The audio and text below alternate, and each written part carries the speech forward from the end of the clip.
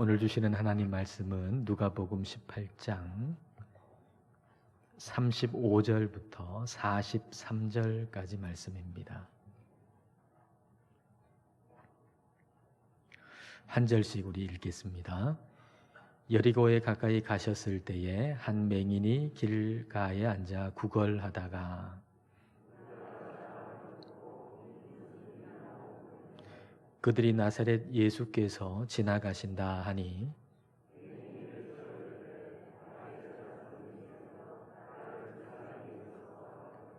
앞서가는 자들이 그를 꾸짖어 잠잠하라 하되 그가 더욱 크게 소리질러 다윗의 자손이여 나를 불쌍히 여기소서 하는지라.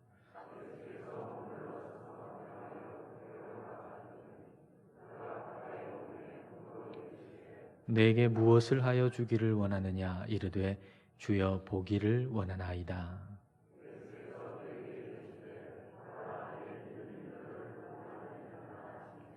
함께 읽겠습니다. 곧 보게 되어 하나님께 영광을 돌리며 예수를 따르니 백성이 다 이를 보고 하나님을 찬양하니라. 아멘. 살아가다 보면 우리가 뭔가를 잃어버릴 때가 있죠. 돈을 잃어버리기도 하고 또 명예와 지위를 잃어버리기도 하고 건강을 잃어버리기도 합니다.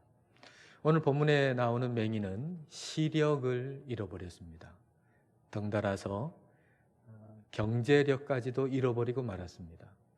그래서 길가에 가서 구걸을 해야만 살아갈 수 있는 처지가 되었습니다.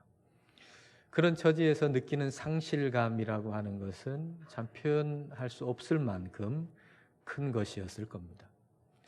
우리도 우리의 삶 가운데서 상실감을 경험할 때가 있죠. 시련을 겪을 때가 있습니다. 그럴 때 우리는 어떻게 해야 할까요?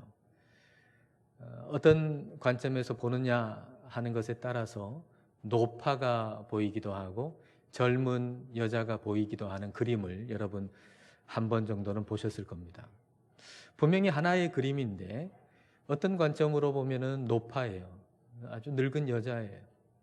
근데 또 어떤 관점으로 보면은 젊은 여자예요. 우리가 우리의 삶에서 잃어버린 것들, 상실한 것들, 이런 것들에 초점을 맞추면 상실감은 더 커지고 또 우리의 불만, 그런 것들은 점점 더 깊어질 수밖에 없죠. 근데 믿음의 관점에서 보면 전혀 다른 것을 볼 수가 있습니다. 이 맹인이 그렇죠.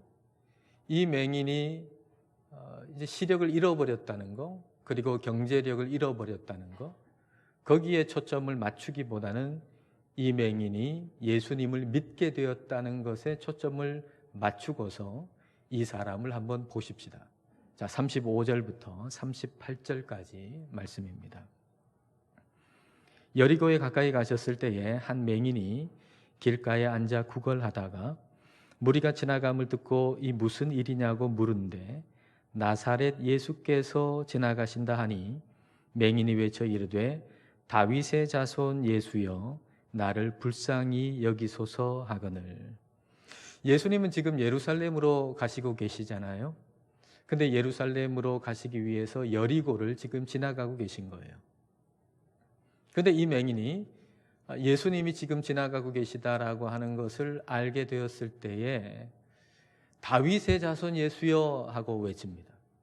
사람들은 나사렛 예수라고 얘기했죠. 나사렛 예수라고 하는 것은 말 그대로 나사렛 출신의 예수라는 말입니다. 그 당시에 예수라고 하는 이름은 좀 흔한 이름이었어요.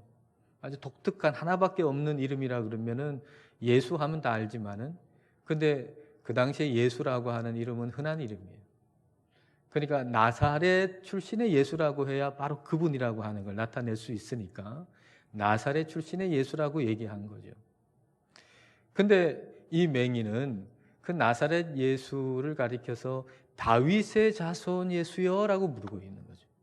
다윗의 자손 예수라고 하는 것은 그분이 다른 분이 아니라 바로 메시아이시고 그리스도라고 하는 것을 얘기하는 겁니다. 그러니까 이 맹인은 예수님이 그리스도라고 하는 것을 믿었다는 얘기죠. 어떻게 믿게 되었을까요? 이 맹인이 어떻게 그 예수님이 바로 메시아라고 하는 거, 그리스도라고 하는 걸 어떻게 믿게 되었을까요? 사방에 퍼져 있던 유대인들은 1년에 3번씩 예루살렘으로 와야 했습니다. 절기를 지키기 위한 것이죠. 유월절, 또 오순절, 초막절이 되면은 사방에 다 흩어져 있던 그 유대인들이 예루살렘으로 일제히 다 모이는 겁니다. 근데 예루살렘으로 모이기 위해서 거쳐가는 곳이 여리고거든요.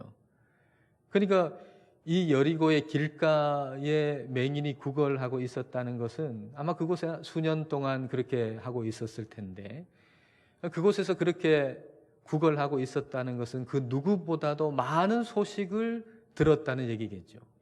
예루살렘으로 가는 수많은 사람들이 서로 이야기를 나눌 거 아닙니까? 소식을 나눌 거 아닙니까? 그러니까 그 온 사방에서 일어나는 일들에 대해서 누구보다도 더 많이 들을 수 있는 장소에 있었다는 얘기입니다. 그런 소식 가운데 예수님에 대한 소식을 듣게 된 거죠.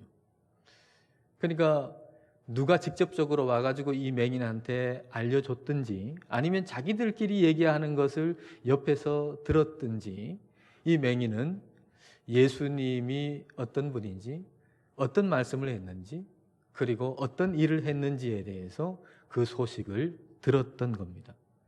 들었기 때문에 믿은 거죠. 안 듣고 믿을 수 있는 길은 없어요. 들었기 때문에 믿은 것이죠. 이렇게 생각해 보면 이 맹인이 구걸하는 바로 그 여리고의 길가는 예수님에 대한 소식을 듣기에 가장 좋은 장소였던 겁니다. 그보다 더 중요한 것은 예수님에 대해서 듣기에 가장 좋은 마음의 상태였다는 거죠. 가장 낮은 마음이었기 때문입니다. 자기가 아무것도 할 수 없는, 손 벌려야 하루 벌어 하루 살 수 있는 그런 처지에 있으니, 가장 낮은 마음 가운데 있으니 예수님에 대해서 듣기에 가장 적합하고 좋은 마음 상태였다는 것이죠. 맹인은 인생의 시련 가운데서 예수님을 믿게 된 겁니다. 근데 예수님을 믿는 그 믿음이라고 하는 것이 그냥 막연하게 다 잘 될 거야 라고 하는 긍정적인 사고가 아니었어요. 우리는 때로 긍정적인 사고를 다 잘 될 거야 라고 하는 걸 믿음으로 착각해요. 근데 그건 믿음이 아니에요. 긍정적인 사고는 믿음이 아니에요. 이 맹인이 가지고 있었던 믿음은 단순하게 그저 막연하게 다 잘 될 거야 라고 하는 그런 긍정적인 사고가 아니라 예수님을 의지하고 붙드는 믿음이었습니다. 자, 39절 말씀을 보겠습니다. 앞서가는 자들이 그를 꾸짖어 잠잠하라 하되 그가 더욱 크게 소리질러 다윗의 자손이여 나를 불쌍히 여기소서 하는지라.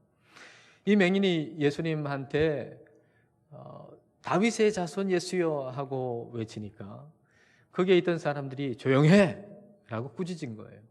조용해. 그렇게 꾸짖었어요. 그러니까 그 소리를 듣고서 이 맹인은 더 크게 외치는 것이죠. 다윗의 자손이여 하고 오히려 더 크게 외치는 거예요.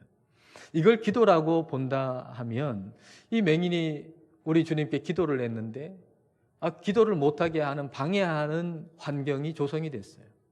근데 이 맹인은 기도를 멈춘 게 아니고 오히려 더 우리 주님을 찾고 주님께 부르짖고 오히려 더 주님께 기도했다라고 하는 것이죠. 미국의 팀 켈러라고 하는 목사님이 이런 얘기를 하는 걸 들었어요. 어떤 구약 교수님하고 구약 성경을 전공한 교수님하고 욥기를 같이 읽었대요. 욥기는 여러분이 아시는 것처럼 욥에 대한 믿음의 테스트 아닙니까? 정작 자기 자신은 이게 믿음의 테스트라는 걸 몰랐죠. 그러나 그 내막은 그 욥에 대한 믿음의 테스트, 믿음의 시험이었습니다. 사탄이 하나님에게 욥이 저렇게 많은 재산을 가지고 하나님이 저렇게 풍성한 걸 주시니까 하나님을 경외하고 믿는 거지, 그 재산 다 없어지면 하나님 떠날걸요? 하나님 안 믿을걸요? 욥한테 건강을 주시니까 그러니까 하나님을 잘 믿는 거고 하나님을 경외하는 거지, 그 건강 잃어버리고 병들면 아마 하나님 떠날걸요. 그렇게 얘기를 하는 거죠. 실제로 이 욥이 그렇게 재산 다 잃어버렸어요. 그리고 자녀들도 다 잃어버렸어요. 건강까지도 다 잃어버렸어요. 그런 상태에서 욥이 하나님한테 얘기하기에 적합하지 않을 것 같은 얘기를 많이 하잖아요. 여러분 욥기를 읽어보시면 욥이 정말 하나님께 적합한 얘기만 하던가요? 그렇지 않은 얘기를 참 많이 해요. 하나님을 공격하는 것 같은, 하나님께 반항하는 것 같은 그런 얘기를 참 많이 한다고요. 심지어는 자기의 생일을 저주하잖아요. 내가 안 태어났으면 좋았을 걸. 그런 얘기까지 한단 말이에요. 그런데 마지막에 가서 우리 하나님께서는 욥의 세 친구에게 욥이 옳다라고 말씀하시고 욥의 세 친구를 책망하셨어요. 그리고 욥을 기쁘게 받아주셨어요. 그러니까 욥은 믿음의 시험을 통과한 거예요. 멋지게 잘 통과한 거예요. 근데 이 교수님이, 구약을 전공한 이 교수님이 팀켈러 목사님한테 묻는 거죠. 왜 그렇게까지 공격하는 얘기도 했고 자기의 생일도 저주했는데 어떻게 하나님께서는 이 욥의 믿음의 테스트를 통과했다고 그렇게 하실 수가 있는가? 그 이유가 무엇인가? 라고 물었습니다. 그러니까 이분이 대답을 못했어요. 몰랐어요. 왜 그러냐라고 물었더니 이 교수님이 그의 평생에, 이 팀켈러 목사님 평생에 잊지 못할 대답을 하셨다는 거예요. 그 대답이 무엇인가 하면 욥은 기도를 멈춘 적이 없다는 거예요. 욥은 기도를 멈춘 적이 없다는 거죠. 하나님께 불평을 분명히 했다. 그러나 하나님께 불평하는 그 불평을 하나님께 했다는 거예요. 자기의 생일을 저주했어요.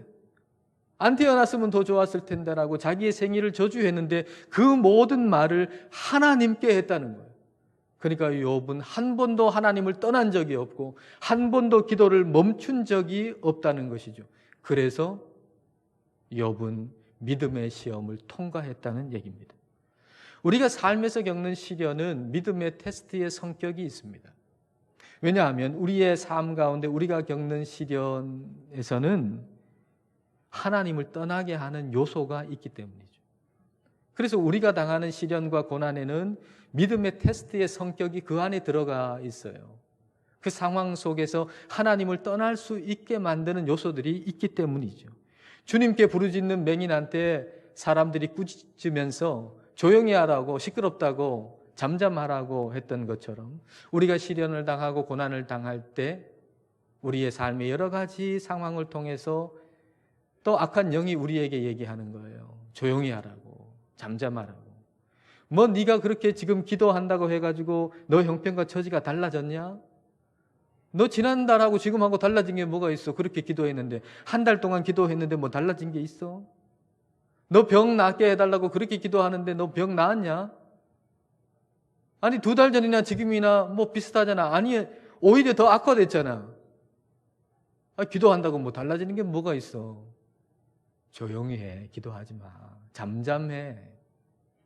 더 이상 하나님께 얘기하지 마. 우리 마치 이 맹인에게 사람들이 조용하라고 얘기하고 꾸짖은 것처럼 우리의 상황이, 또 악한 영이 우리에게 얘기하는 거예요. 하나님한테 기도한다고 되냐고. 하나님께 기도하고 믿는다고, 하나님 믿는다고 삶이 뭐 좋아지냐고. 조용하라고 기도하지 말라고. 그럴 때 우리는 어떻게 해야 되죠? 그럴 때 우리는 더 우리 주님을 찾아야 돼요. 더 우리 주님을 붙들어야 돼요. 더 크게 우리 주님 찾았고 부르짖고 기도해야 되는 거예요. 우리 안에 있는 상한 마음을 토로하든지 아니면 상실감을 토로하든지 아니면 절규하듯이 부르짖든지 그 어떤 것이라도 우리 하나님께 부르짖고 하나님을 붙들고 기도해야 한다는 것입니다. 우리는 결코 기도를 멈추어서는 안 돼요. 이게 믿음이에요. 결코 기도를 멈추지 않는 것. 그것이 바로 믿음입니다. 맹인은 포기하지 않고 우리 주님 불렀어요. 그러니까 우리 주님께서 멈추어 서시죠. 자, 40절과 41절입니다. 예수께서 머물러 서서 명하여 데려오라 하셨더니 그가 가까이 오매 물어 이르시되 내게 무엇을 하여 주기를 원하느냐? 이르되 주여 보기를 원하나이다. 예수님께서 맹인에게 내가 너한테 뭐 해주기를 원하느냐? 그렇게 물으니까 이 맹인이 내가 보기를 원합니다. 이렇게 말을 했어요. 그 말은 무슨 말인가요? 우리 주님께서 내가 지금 못 보지만 눈을 볼 수 있게 해주시는 능력이 있다는 걸 믿었다는 얘기죠. 자, 그러면 한번 생각해 보세요. 이 맹인이 그걸 어떻게 믿게 되었을까요? 그런 걸 봤을까요? 못 봤죠. 본 적이 없어요. 그러면 그런 경험이 있을까요? 그런 경험도 없어요.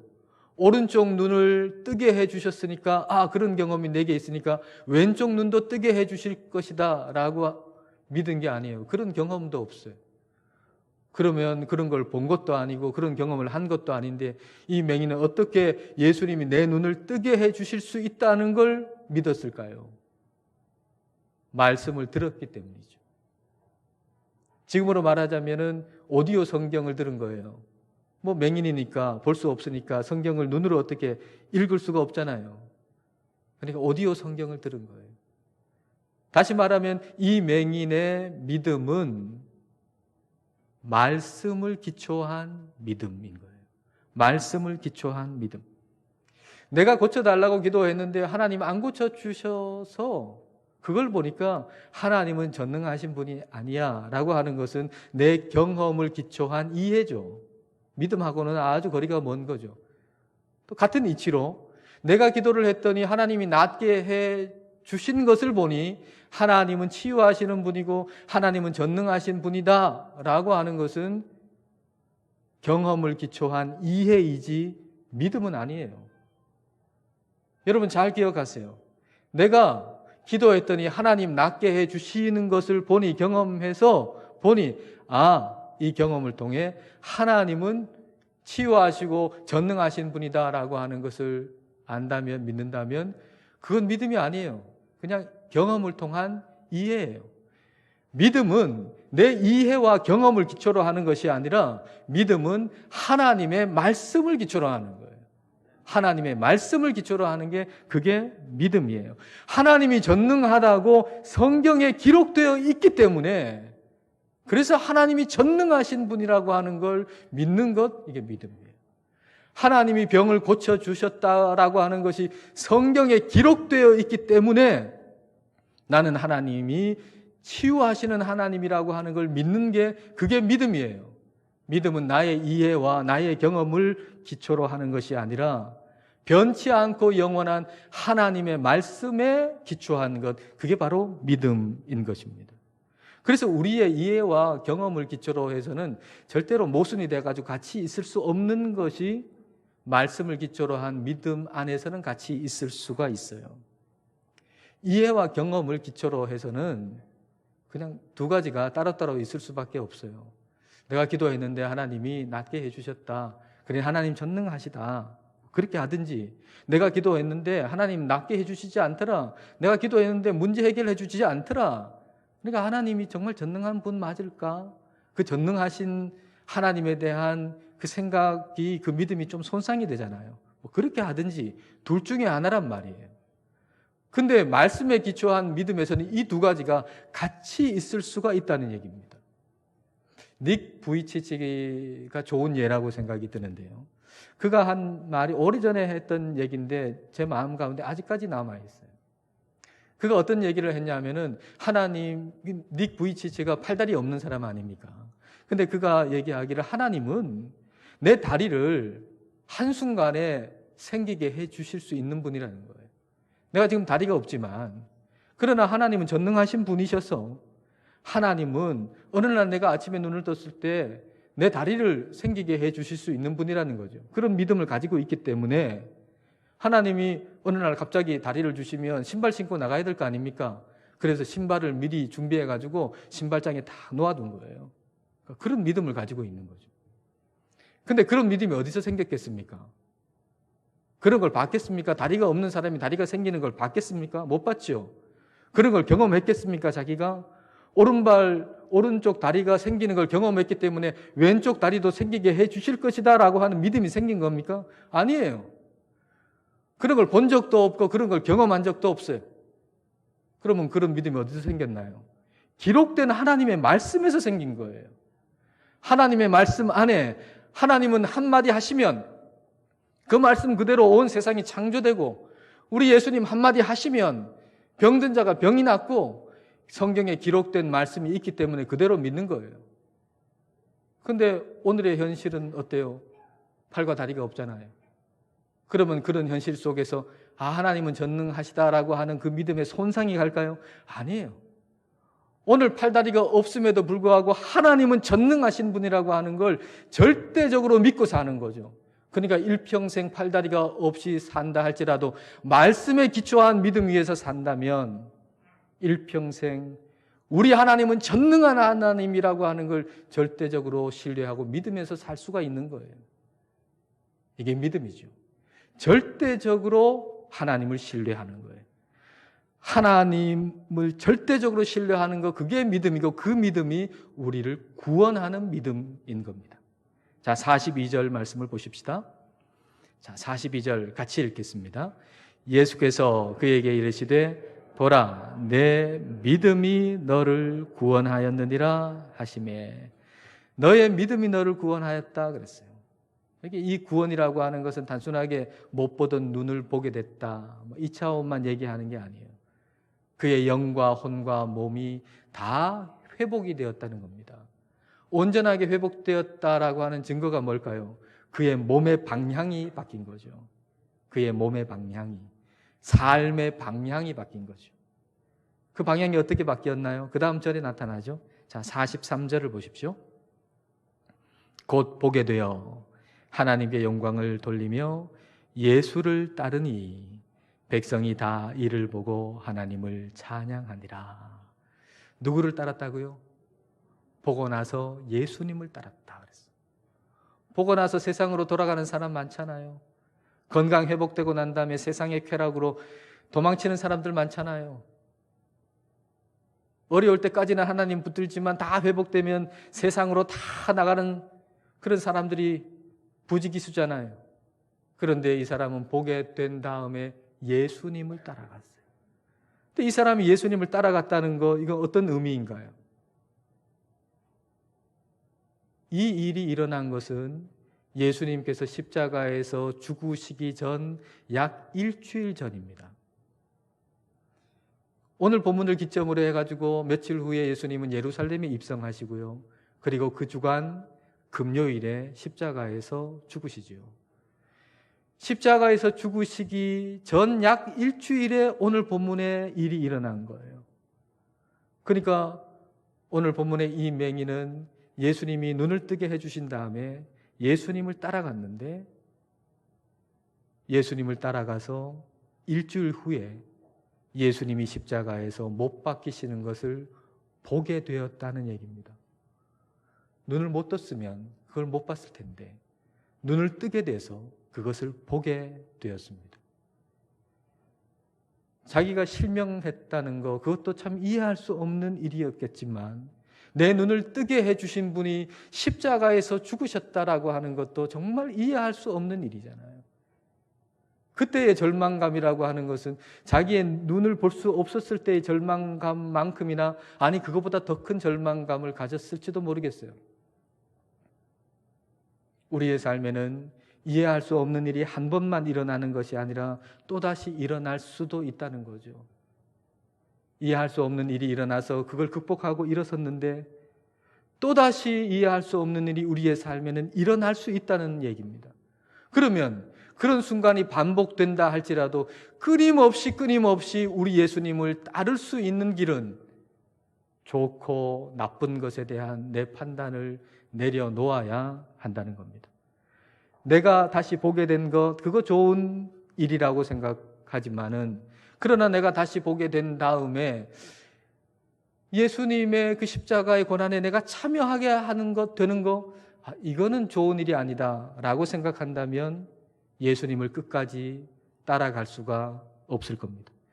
내가 좋다고 여기는 것, 주실 때에는 예수님을 잘 따르다가 내가 좋다고 여기는 것 아닌 거, 내가 좋지 않다고 여기는 것이 나에게 주어질 때는 예수님을 따르는 걸 중단한다면 그것은 더 이상 믿음이라고 얘기할 수가 없는 것이죠.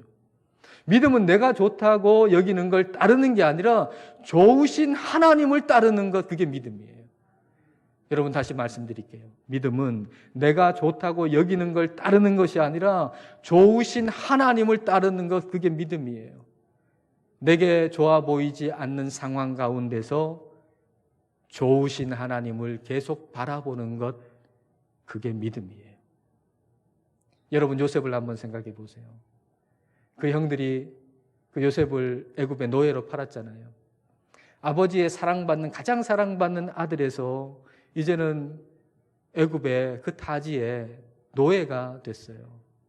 그때의 상실감이라고 하는 것은 이루 말할 수 없었겠지요. 그리고 이런 고난을, 이런 시련을 당하는 이유를 알았을까요? 여러분, 우리의 삶 가운데 우리가 시련을 당할 때, 고난을 당할 때 그 이유를 알 수 있는 경우는 거의 없습니다. 내가 왜 이런 시련을 당하는지, 왜 이런 고난을 당하는지 그 고난의 이유를 알 수 있는 사람은 거의 없어요. 그 이유를 잘 몰라요. 근데 한 가지 분명한 건 있죠. 하나님이 나를 미워하시기 때문에 이 고난을 받고 시련을 당하는 것은 아니라는 얘기예요. 다시 말하면 한 가지 분명한 것은 여전히 하나님이 나를 사랑하시고 나와 함께 하신다는 거예요. 또 한 가지 분명한 것은 나와 함께 하시는 하나님이 좋으신 하나님이라는 거예요. 지금 이 환경은, 고난은, 시련은 좋아 보이지 않지만 나와 함께 하시는 하나님은 좋으신 하나님이라는 거예요. 여러분, 우리의 삶 가운데 특별히 우리가 시련을 당하거나 고난을 당할 때 잊지 말고 마음에 새겨야 될 것, 이 두 가지. 하나님은 나를 사랑하시고 나와 함께 하신다는 거, 하나. 또 하나는 지금 나와 함께 하시는 하나님은 좋으신 하나님이라고 하는 거. 이 두 가지 사실은 여러분 일평생 잊지 마세요. 어떤 상황에도 잊지 마세요. 창세기의 두 구절이 요셉을 통해서 우리에게 이걸 말씀해 주시죠. 창세기의 두 구절 한번 볼까요? 창세기 45장 8절입니다. 그런즉 나를 이리로 보낸 이는 당신들이 아니요 하나님이시라. 고난을 겪는 거 형들이 나를 팔았기 때문이 아니고 하나님이 나를 보내셨다. 여전히 이 고난 중에도 하나님께서 나를 사랑하시고 나와 함께 하셨다는 얘기잖아요. 50장 20절 당신들은 나를 해하려 하였으나 하나님은 그것을 선으로 바꾸사 오늘과 같이 많은 백성의 생명을 구원하게 하시려 하셨나니. 상황은 좋지 않게 보이지만은 그 좋지 않게 보이는 상황 속에 나와 함께 하시는 하나님은 좋으신 하나님이셨다라는 거예요. 여러분, 우리 하나님은 좋으신 하나님이에요. 믿음은 내가 좋아 보이는 것 따라가는 것이 아니라 좋으신 하나님을 따라가는 거예요. 비록 내 눈에 좋아 보이지 않는 상황이 펼쳐질지라도 그 상황 속에서 나와 함께 하시는 하나님은 좋으신 하나님이에요. 하나님은 좋으신 분이에요. 어느 만큼요? 자기의 아들을 아낌없이 우리에게 내어주실 만큼 좋으신 분이에요. 좋으신 하나님을 따라가는 것이 믿음입니다. 이 믿음이 우리를 구원합니다. 우리를 온전히 회복합니다. 이 믿음으로 승리하시는 저와 여러분 되시기를 주님의 이름으로 축복합니다. 기도하시겠습니다. 이 시간 우리 기도하실 때 우리의 믿음이 내 이해와 경험에 기초한 것인지 하나님의 기록된 말씀에 기초한 것인지를 살펴보십시다.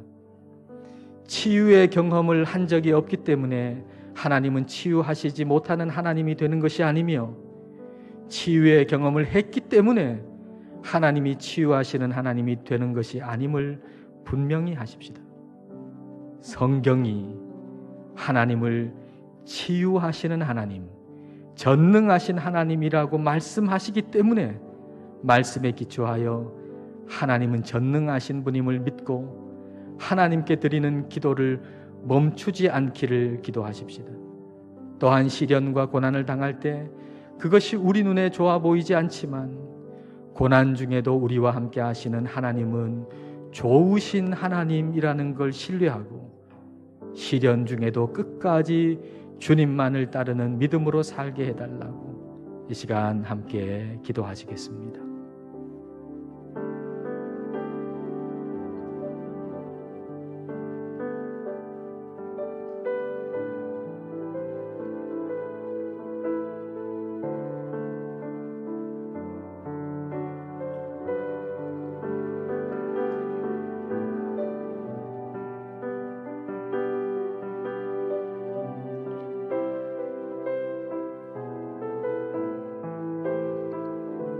전능하신 하나님 아버지, 저희에게 믿음을 주신 것을 감사드립니다. 저희들의 믿음이 저희의 이해나 경험에 기초한 것이어서 상황에 따라 식어버리고 흔들리고 변해버리는 믿음이 아니라 영원하신 하나님의 말씀에 기초한 믿음이 되어서 평생토록 주님만 따르는 믿음의 사람으로 살게 하여 주옵소서. 저희가 좋다고 여기는 것을 따르는 것이 아니라 좋으신 하나님을 따르게 하옵소서. 비록 시련과 고난 중에도 하나님이 좋으신 하나님이심을 늘 신뢰하면서 좋으신 하나님을 끝까지 따르는 믿음으로 이 세상을 이기게 하여 주옵소서. 예수님 이름으로 기도드립니다. 아멘.